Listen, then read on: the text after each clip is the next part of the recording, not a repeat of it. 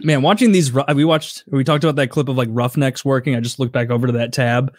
Like when you guys watch this, for me, what I imagine is like myself in that scenario and having like both of my arms torn off by the torque in like those spinning things. Oh. Like when you guys watch that, are you like, yeah, I could do that? Like I watch them and it's like an elaborate dance where one misstep is like, oh, that pipe, that looks like kind of a normal pipe. Well, it's coming 15 miles an hour at the back of your head and it's made of tungsten, like it'll kill you. I think, am I a liberal pansy? Because I feel like there's OSHA requirements that need to protect people. Yeah. The hands and arms must get ripped off all the time. Now, I've seen in Reddit comments, the most reliable source on the internet, that that's not how they do it anymore. That now there are machines and it's not just a human wrestling 3-ton pipes. Well, and these guys are getting that's fucked. not as fun. Well, it's weird. Like safety versus productivity, they're natural enemies, right? Like that guy's getting shit done in a hurry. I bet the machines that do it are more expensive and slower. Yeah, it's like with any of these like wild out there jobs. Have you watched those videos of people climbing those antenna towers? Yeah, those are insane, and it's like 20 or 30 grand because they're climbing a mile up vertically with 2 leads, and it's not a question of like. It's the same with the people that have to service the windmills, like. I know there was that famous photo that went around like probably a decade ago. It's like, because when you're up there, you die if something goes wrong. And like the turbine caught fire. Did you say it was 20 or 30 grand for what? To climb up to the top of those 1.5 mile long cell towers and change the blinking light at the top. I would do that tomorrow for 30 grand. But okay, but I'm thinking that you only need to do it once every 3 years. You know, it's like one of those things where it's the same with the people that are on the power lines walking, like clearing snow off them or something like that. It's like, yeah, I'm sure you would, but like they're not getting paid for fuck all. They're getting paid we're gonna send the guy up instead, Woody, but thanks. like we were talking about the OSHA thing, like you can watch those videos of the guys climbing and like the regulations are like you hook in and then you go up and then you unhook and you rehook and you go up and it's like, and the people who actually do it, you watch the videos, they're not hooking on to shit. They're just climbing, having a sandwich, pissing. Like, I'm going to die if I get this wrong. I might as well die quickly and very fluidly. It seems like they should be able to do that, right? Like you picture this, a ladder. Next to the ladder, there's a pipe. You hook on that pipe, and every like 20 feet, there's a stopper. So just every 20 feet, you just switch your hook.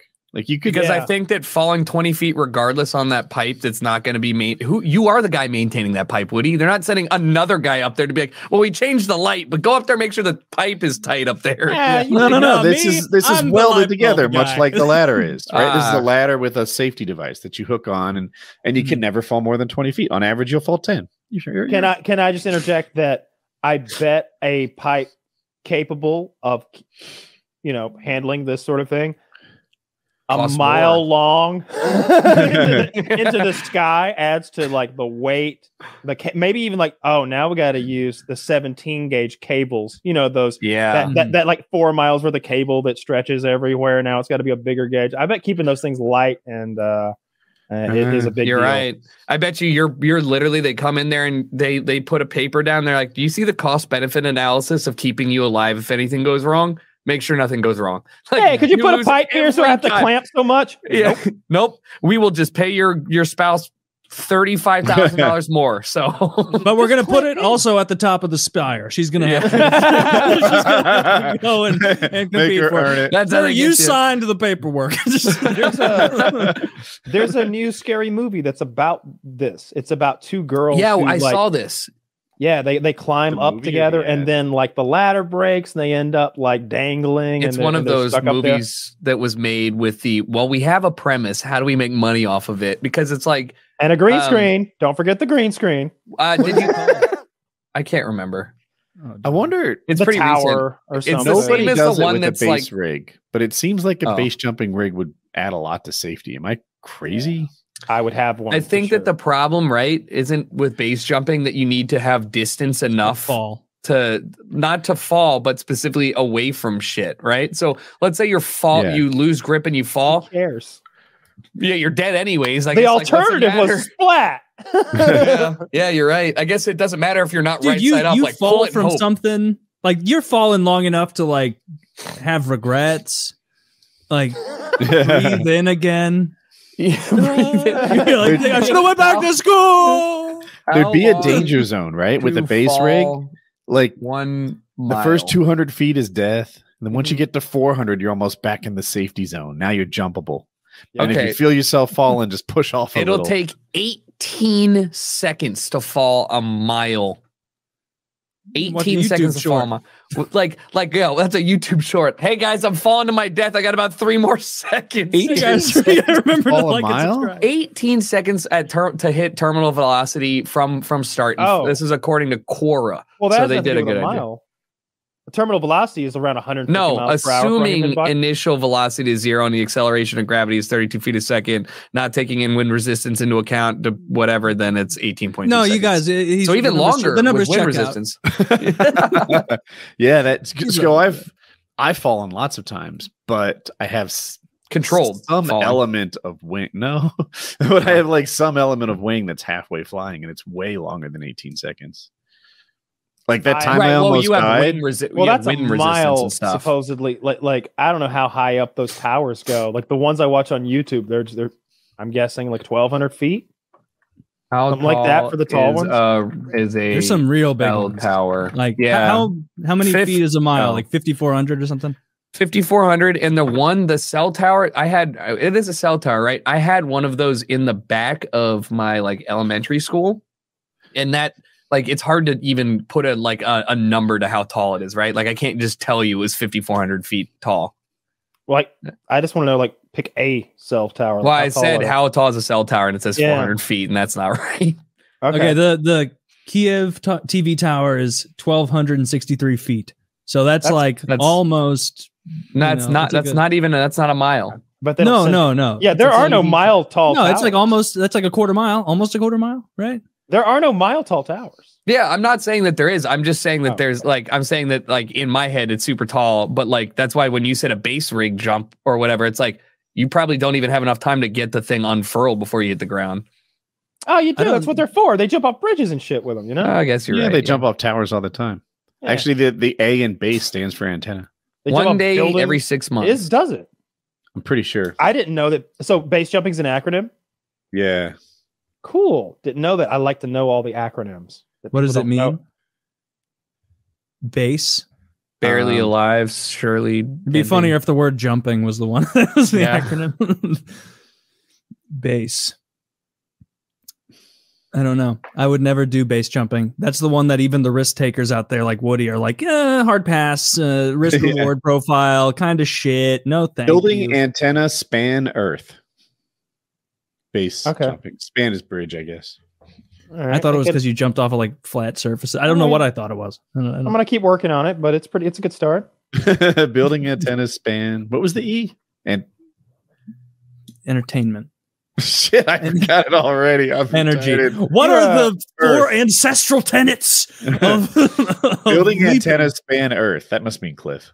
You don't plan to do any base jumping, do you, Woody? Like no, I think that's one of the things out. Friends that do it, and there's just no second chances. I think I've told you this before. Like I do acrobatic paragliding, and I have a wing that maybe I can get to work again if I fuck it up, and 2 reserve parachutes. I've had accidents where I used both reserve parachutes, right? So that was close call. In base jumping, they have 0 reserve parachutes. They have so little altitude that if the first one doesn't work, there's no second chances. It just has to work. And it's the deployment too. Like that shit can really fuck up. When you get base jump training, half of it is like how to fold your parachute really well. How to reconcile your life. Yeah, I guess there's not a lot of training to it. There's like, first of all, guys, you gotta jump. All right. And after that, like this is so key. Everyone pay attention. Mike, put the joint down. You gotta pull your chute, guys. Don't pull it. Every single day, someone here doesn't pull. Every single instance that something goes wrong, they're not pulling their chute. We promise. It's just they're forgetting. It's hemorrhaging money, no return business. It's not barely a base jump with the pile down there now. You're not getting your deposit back on that chute. My friend's friend died recently of base jumping, and well, now it's not funny. No, the guy was really experienced too. He was in skydiving, he was a tandem guy. And that says two things to you. One, he's really well trained. If you're taking people on tandem jumps, then you do it a lot. Two, it says he gets a lot of jumps, right? Tandem guys can jump like 12, 15 times a day or whatever. And you ask your tandem guy how much he's done it. They always have like 7,000, 12,000 jumps, and he still died. And it's like, that's just, well, he died base jumping. And no, like equipment malfunction. Like I don't know the specifics of it. Oh, I do. Oh no, I'm not gonna make a joke. But I don't know. It just super sucks, and people die. Like just healthy people who were alive one day or dead the next, who were fun, and that's base jumping. Yeah, that one seems real scary. It seems like less of the fun part. And when I imagine jumping out of something with a parachute, it's the free fall that seems fun to me. It's that moment in the Power Rangers movie when they're all wearing ski like equipment and they're like twirling around in the air as they free fall. I was like, oh, that looks so fun. It looks like they're floating, like there's zero G, and it feels like that too to them. So like that seems fun. So extending that out as much as possible by going higher seems to me like how you make that more extreme. Not making the ride shorter or being able to do it at a moment's notice. It's like, when I want to jump, I just fucking jump. Like, I get real high in the air on an airplane, so nothing can go wrong.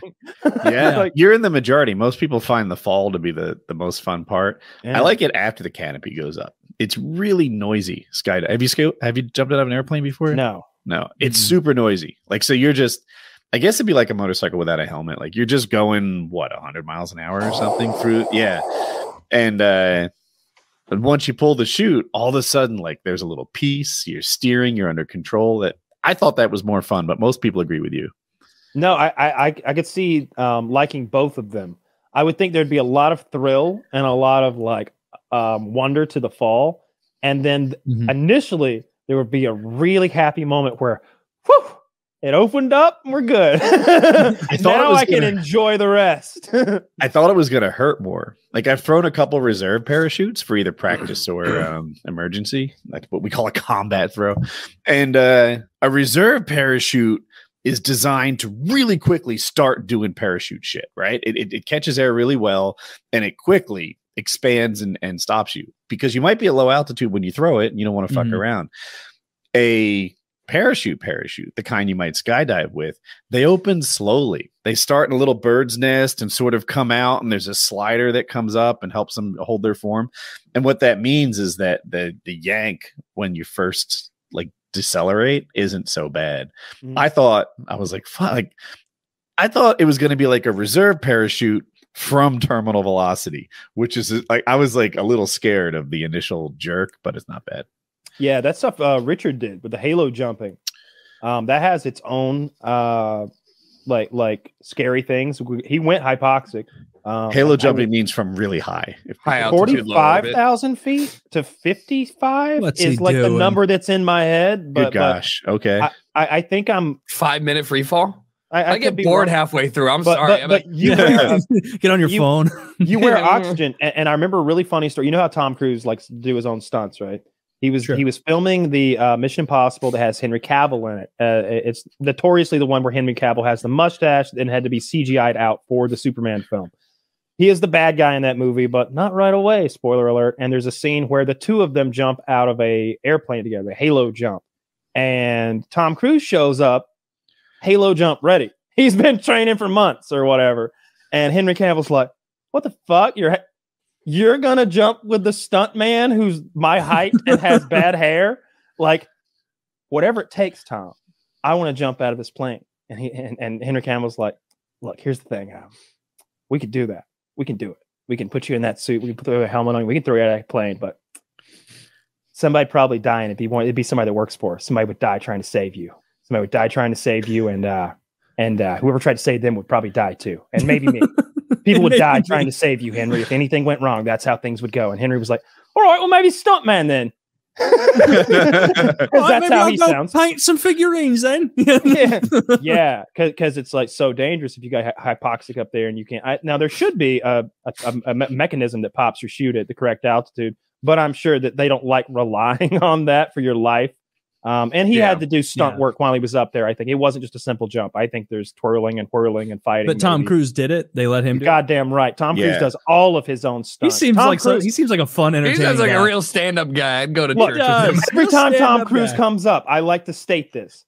Tom Cruise is a fucking weird little fucking man, okay? He's creepy. I bet he knows some dark shit, some criminal shit about torture, murder, rape, and like human slavery in the first world. Well, he is in Hollywood, yeah. He's a Scientologist, and like that guy's wife is still missing. Okay, the guy who runs Scientology, no one knows where she's been at, and no one will tell you. They throw the police reports away.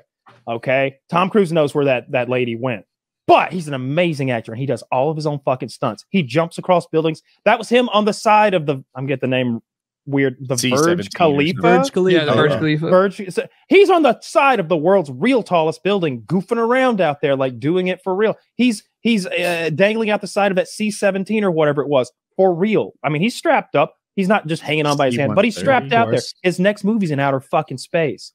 I don't mean it's about outer fucking space. I said Tom Cruise's next movie is in outer fucking space because he's gonna go to space to film it.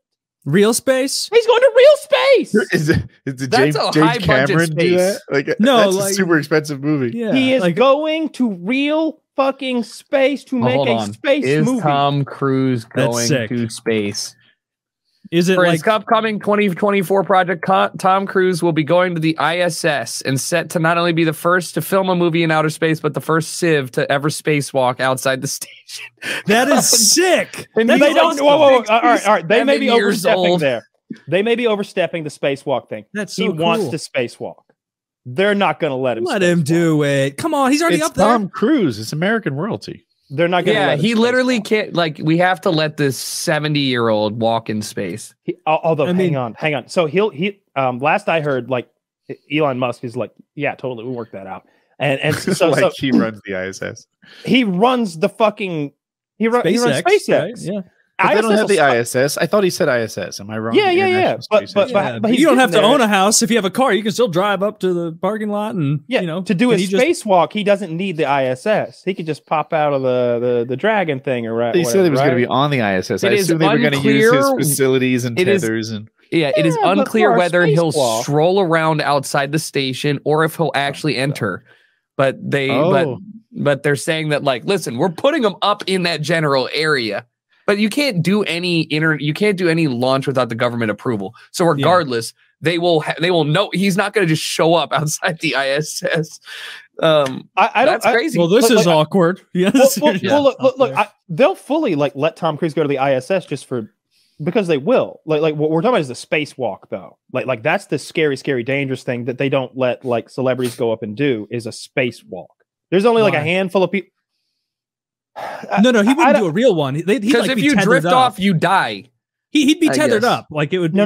A spacewalk is leaving the fucking craft in your suit. That is a spacewalk. It doesn't matter if he's tethered or not. Going out there is bonkers. Going out there without him. He wouldn't be by himself. There'd be like a real astronaut. It doesn't matter. Going into the environment. It doesn't matter if we're hugging him while he does it. Yeah, you're going into a There was a Russian who had condensation in his suit because it was humid out, right? You might think, it's just a little condensation from humidity.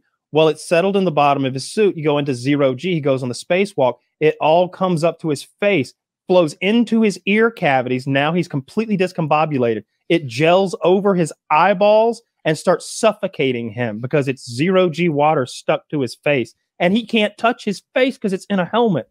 He was blind, deaf, and discombobulated. He got back in by touch.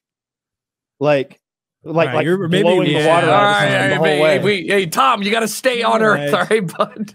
All right, touche. I didn't know that happened in space. Like, imagine like the scariest kind of deep sea diving. That's what we're talking about, right? Like it's something that only a handful of people have ever done for a reason. Space is less scary. And when you look at like an astronaut's pedigree, right? Remember that Asian fellow that we're always just like fucking saluting here? He's like ex-Navy SEAL, astronaut, doctor. Might be an engineer too. He added something else recently that was noteworthy. He got like a black belt or something. He's got too much talent. Yeah, it's just ridiculous. Like you got to be that kind of motherfucker to for them to fly you up there in that rocket and then let you walk around on their dime. So then what would it when be? When people die, the whole program like loses money. Like they don't want more people to go up there. Imagine Tom Cruise dies and ruins the space program. It's the sort. No, like, you think it would? Nah, it just makes it more legit. When people die, make the movie look real. If you look at like the times when the space program slid to a halt, every time something blows up, it's like, or somebody dies, it's like, okay, got to rewrite the books and like touch every knob and